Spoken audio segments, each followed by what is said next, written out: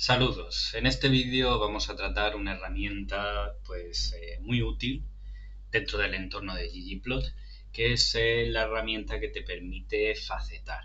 En algunos otros sitios también he encontrado que este tipo de gráficos se denominan trellis plot o small multiples, de pequeños y múltiples.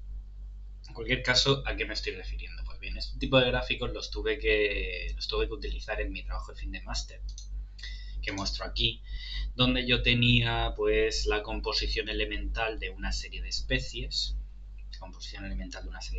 aquí, y quería representar la concentración de cada uno de esos elementos para cada una de las 6 especies que yo tenía.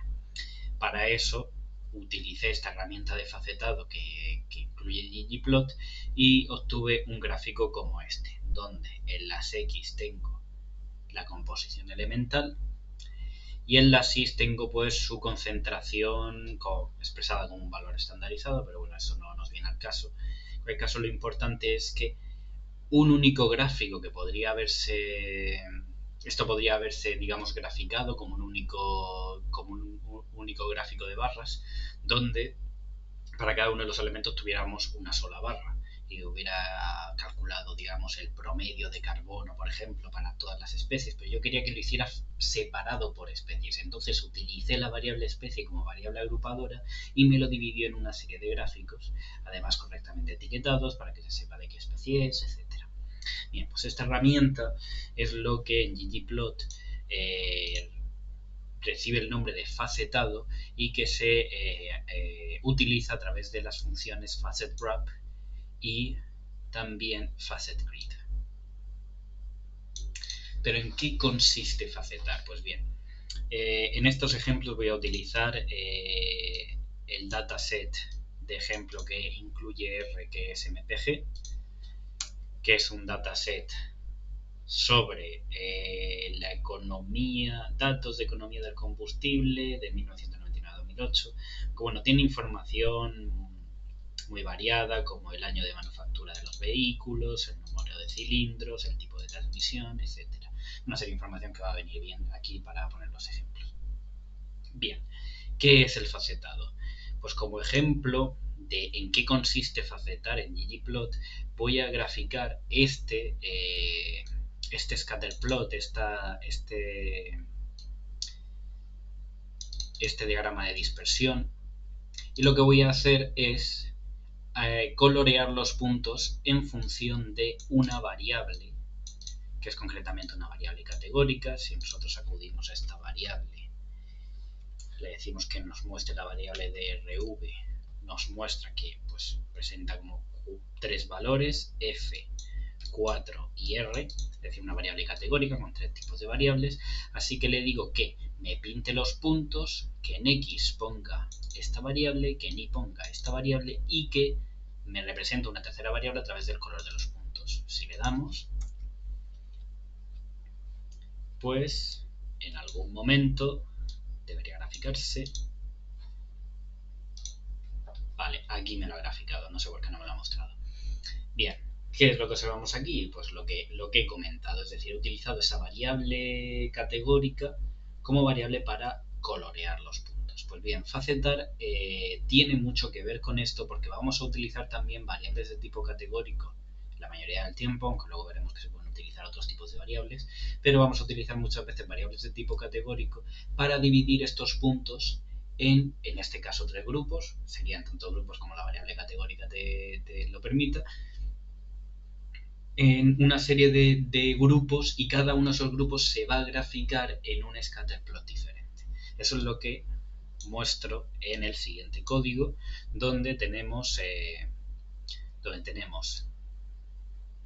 un código muy parecido al que teníamos antes, las X y las Y son las mismas, ya no le digo que colore los puntos y lo que quiero es que me facete, que genere ventanas, digamos, por llamarlas así, ventanitas, y en cada una de ellas dibuje los puntos para cada uno de los grupos de DRV. La sintaxis que se utiliza es esta, es decir, se utiliza este símbolo, que es el símbolo que está encima del 4, y la variable en cuestión que tú quieres utilizar como variable agrupadora. Pues bien, Si le damos a esto, si lo ejecutamos, vemos que eso es lo que hace. Es decir, mientras que en el gráfico anterior utilizaba esa variable para colorear los puntos, aquí utiliza esa variable para agruparlos. Primero pone los del 4, después los del F y después los del R. Cada uno en un scatterplot diferente. En esto consiste facetar fundamentalmente. No solo se puede facetar en función de una variable categórica, sino que se puede facetar también en función de dos. Es decir, podemos poner en la primera posición la variable que determine las filas y en la segunda posición la variable que determine las columnas. Si lo ejecutamos, vemos que así lo ha hecho. Aquí pone C, E y P, y C, D, D, E. Vale, es posible que no sea como yo pensaba. Es posible, bueno, el fundamento, vamos a consultar qué tipos, qué elementos tiene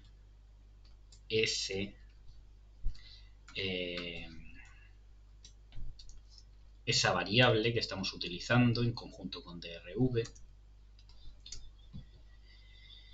De acuerdo, la ha utilizado y lo que hace es que grafica todos los posibles grupos que se pueden dar, los grafica y va a graficar solo aquellos grupos para los cuales existen puntos. Es decir, pueden existir combinaciones. Recordemos que lo que estamos haciendo al fin y al cabo en este tipo de gráficos es, nosotros tenemos una variable categórica y otra variable categórica, y lo que hacemos son grupos, es decir, buscamos todos aquellos puntos que pertenecen a C y a 4, que pertenecen a C, a F, que pertenecen a C y a R. Los buscamos y los vamos graficando en sus correspondientes ventanas. Lo mismo con D y todos los grupos posibles, E y todos los grupos posibles, etc. Facet Wrap se comporta de una manera diferente a su homólogo Facet Grid, y es que Facet Wrap te va a graficar únicamente aquellos grupos para los cuales existen registros. Es decir, podría haberse dado el caso de que en la combinación C y F no exista ningún registro con C, con valor C para FL y con valor F para DRV. En tal caso no lo hubiera graficado, pero como existe un registro lo grafica. ¿De acuerdo? Y bien, ese es el fundamento al final. Al principio pones una de las variables, utilizas este símbolo que se suele utilizar mucho también en regresión lineal para asociar una variable con otra, y este es el fundamento de facetar. Pero hay también una serie de aspectos que hay que tener en cuenta, como es el concepto de liberar un eje. ¿En qué consiste liberar un eje? Bien, como podrás observar aquí, no todos los gráficos de dispersión que se muestran aquí tienen escritos en sus ejes X e Y cuál es la escala.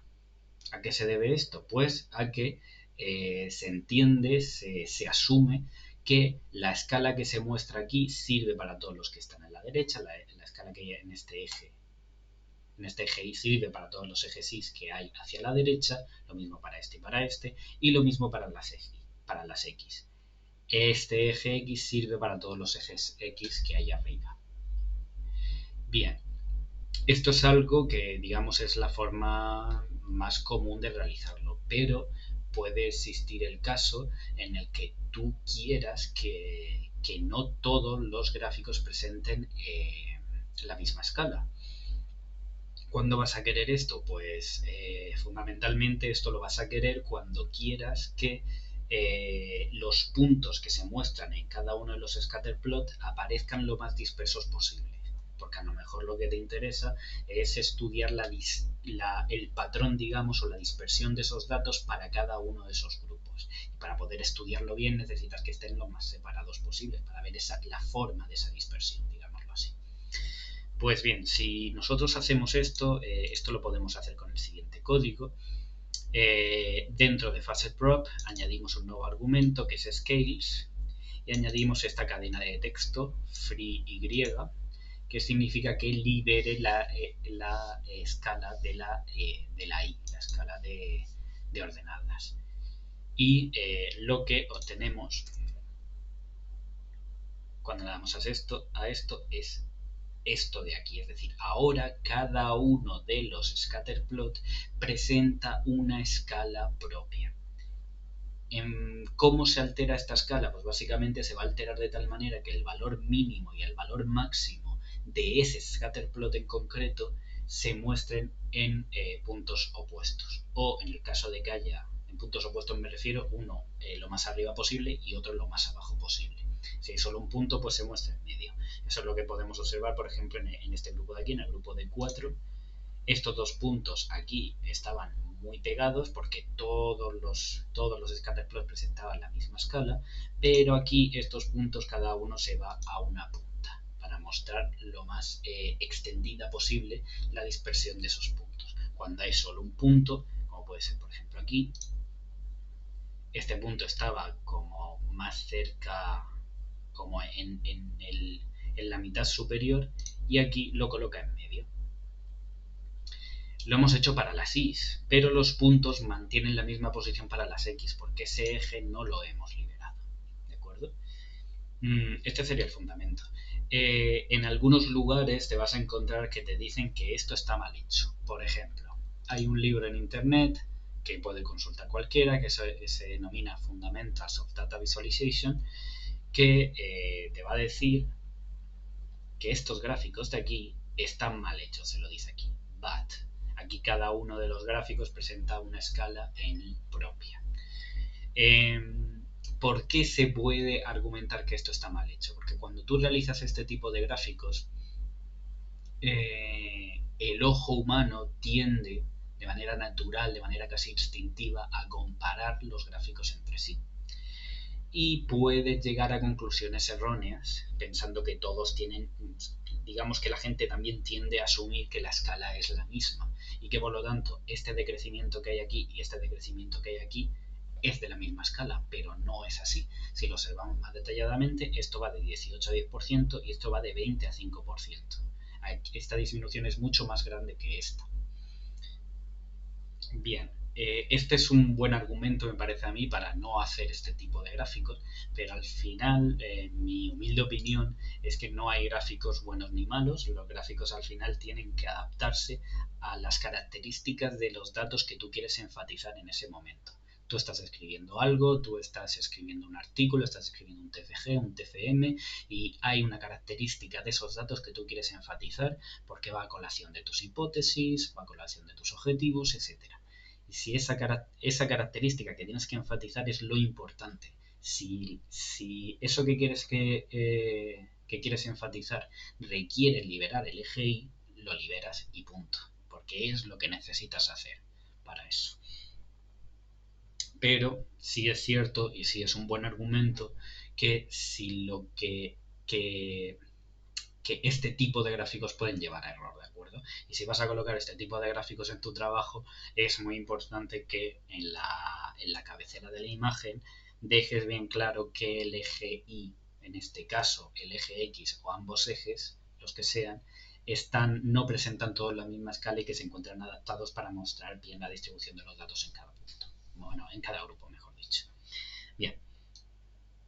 Dicho esto, vamos a pasar una serie de ejercicios simplemente a modo de guía para mostrar algunas características de utilizar el facetado en ggplot que he extraído de este libro muy, muy didáctico, concretamente de su capítulo 10 de la subsección o de la sección 10.4, facets o facetas, que tiene una serie de ejercicios abajo que me parecen muy buenos para comentarlos aquí. En primer lugar, una pregunta que podríamos hacernos es ¿qué ocurre si utilizamos una variable continua para realizar las agrupaciones? Pues bien, esto lo podemos hacer aquí. En este código nos va a representar un scatterplot para las X esta variable, para las Y esta variable, y va a utilizar CTI, la variable CTI.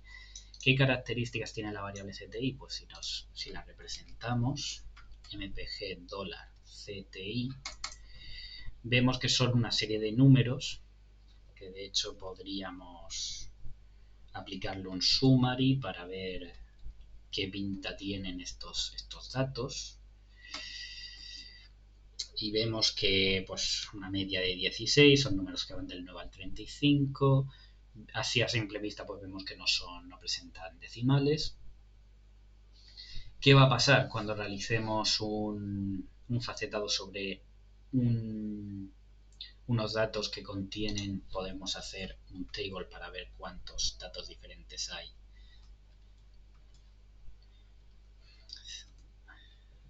Cuando vemos que hay toda esta cantidad, digamos que son 1, 2, 3, 4, 5, 6, 7, 8, 9, 10, más de 20 elementos diferentes. Pues si lo hacemos, observamos que genera un montón de scatterplots, cada uno para cada uno de los valores que existen en esta variable, ¿no? Y esto no está per se mal. De hecho, si nos vamos a este libro que he estado hojeando, algunos de los ejemplos que muestra como este utiliza de hecho una variable continua que es el año para graficar toda una serie de puntos. No está mal per se, pero por supuesto tienes que tener en cuenta que cuantas más ventanas incluyas aquí, pues más va a haber más datos en pantalla y puede marear, por decirlo así, más a la persona que esté consultando ese gráfico. Así que, por supuesto, si es necesario, pues se hace, pero si existen formas alternativas, al menos yo en mi opinión, las intentaría no realizarlas. Por supuesto, aquí, si te interesa mucho destacar cómo varían los datos, cuál es la tendencia de los datos para cada uno de los años, pues no te queda otra que utilizar un gráfico como este. Al fin y al cabo aquí, pues lo que te interesa no es tanto los detalles particulares de los puntos en cada uno, sino ver esa línea roja y ver cómo la línea roja al principio tiene una tendencia hacia arriba y luego va más hacia abajo, ¿no? Como siempre, los gráficos se tienen que adaptar a lo que quieres contar. Bien. Ahora vamos a ver cuáles son las diferencias entre Facet Wrap y Facet Grid, porque existen dos funciones para realizar este tipo de facetado. Vamos a acudir al que hemos hecho anteriormente, que es este de aquí. Bueno, este es ligeramente distinto, pero bueno, es muy, muy parecido. Facet Wrap lo que va a hacer siempre es coger todos los posibles grupos y los va a representar y los va a representar y no va a representar aquellos grupos para los cuales no existen registros. Si esto mismo lo hacemos igual, pero ponemos Facet Grid, lo que vamos a observar es que de repente hay scatterplots para los cuales no dibuja puntos. Es decir, una de las diferencias fundamentales entre Facet Grid y Facet Wrap es que Facet Grid va a dibujar todas las posibles combinaciones, aunque no haya puntos para esa combinación. Y otra cosa también muy importante, y esto es por lo que antes me he hecho la picha un lío, y es que Facet Wrap lo que hace es que calcula todos los posibles grupos y empieza a colocar todos los posibles grupos de izquierda a derecha, de arriba a abajo, uno detrás de otro, y les pone las etiquetas correspondientes. Y para los cuales no existen grupos no los plotea, digamos, no los grafica. Pero Facet Grid lo que hace es que el primer elemento lo utiliza, la primera variable la utiliza para dibujar las filas y la segunda variable la utiliza para dibujar las columnas. Esa sería una de las diferencias fundamentales, debido a que tiene un funcionamiento más estricto porque utiliza una variable para filas y otra para columnas. Cuando hay una posición en la cual no hay puntos, pues no puede graficarlos, simplemente, ¿no? Bien, este código que hay aquí es simplemente para ver que para algunas posiciones no existen puntos. Por ejemplo, para 4, 5 no hay puntos, para R5 no hay puntos, no hay ningún punto para 7. Todas estas posiciones, bueno, para 7 concretamente no, porque 7 no es un valor de la variable que ha colocado 7 porque lo ha interpretado como una variable continua y por lo tanto aquí en la escala tocaba el 7, pero no es relevante. Lo que sí es relevante es este 4, 5, este R4 y R5, que coinciden con las posiciones donde no había puntos anteriormente. Bien. ¿Qué más? Es posible que en ocasiones veas que se utiliza el punto en Facet Grid. ¿Para qué es necesario, para qué queremos utilizar ese punto? Pues bien, como hemos dicho, Facet Grid va a utilizar una de las variables para determinar, la primera variable para determinar las filas y la segunda variable para determinar las columnas. Si no queremos si lo queremos hacer solo para una variable, pero que nos lo grafique en filas y no en columnas, como el funcionamiento básico de Facet Wrap, si nos vamos al del principio, que lo grafica en columnas, si queremos que esto mismo lo graficara en filas, podríamos utilizar Facet Grid y decirle que utilice esta variable para determinar las filas. Y lo que vamos a obtener es el mismo gráfico, pero con los puntos dibujados, con los grupos, mejor dicho, dispuestos en filas. Si lo hacemos al revés, pues obtendríamos el mismo gráfico que teníamos anteriormente. Bien, pero ¿para qué está ese punto? No podríamos simplemente quitar este punto y que esto ya significara que no hay una segunda variable. Bien, pues no se puede hacer así por cómo funciona R internamente. R, en cuanto ve este símbolo, empieza a buscar algo aquí empieza a buscar una variable aquí para hacer los grupos. Como puedes observar, en cuanto he quitado este punto, empiezan a aparecer aquí errores de que no encuentra determinadas cosas, de que falta un opening bracket, de que falta no sé qué. Es decir, necesita ese punto para que R diga, vale, aquí me paro. Si lo pones, ya sí funciona. Sin embargo, hay otros sitios donde el punto es irrelevante. Si lo pones antes no es necesario. Esto funciona igual si lo haces así o si le quitas el punto. Si le doy otra vez, el gráfico no va a cambiar, pero sí se ha hecho. Son dos que son iguales, ¿de acuerdo? Entonces, ¿para qué poner el punto aquí? Pues simplemente por coherencia. Por coherencia con otros lugares donde sí se pone. Simplemente para recordar que ahí delante en realidad hay una variable, lo que pasa es que no sé, hay una variable a tener en cuenta, lo que pasa es que no hay variable y por lo tanto solo utiliza esta para hacer las columnas. Esto, por lo tanto, esto sería lo mismo que hacer simplemente esto. Es lo mismo. Bien, siguiente ejercicio. Vamos a tomar el primero de todos. Vamos a tomar este. Vamos a hacernos una serie de preguntas. ¿Cuáles son las ventajas de utilizar el facetado en vez de utilizar el agrupamiento por colores, que es el primer ejemplo que hemos utilizado antes? Pues bien, yo diría que una de las razones fundamentales para utilizar, por ejemplo, este tipo de scatterplot coloreado y no uno dividido en grupos, es si la distribución general de los puntos para ti es importante. Es decir, no solo te interesa que te fijes en la agrupación en la disposición de los puntos de cada grupo por separado, por ejemplo, aquí estaría el azul, aquí estaría el verde, aquí estaría el naranja, sino también cuál es su posición respecto a todos los demás grupos. Y cuál es la disposición general, qué distribución general tienen los puntos. Si para ti es muy importante hablar de la distribución general de los puntos, lo que necesitas es hacer algo como esto. Pero si lo que quieres si tú quieres enfatizar que son grupos diferentes y comparar los puntos entre sí, a lo mejor un gráfico como este va a ser más útil. Sin embargo, por supuesto, una de las desventajas que presenta este tipo de gráficos es que tienes un espacio limitado. Si utilizas demasiados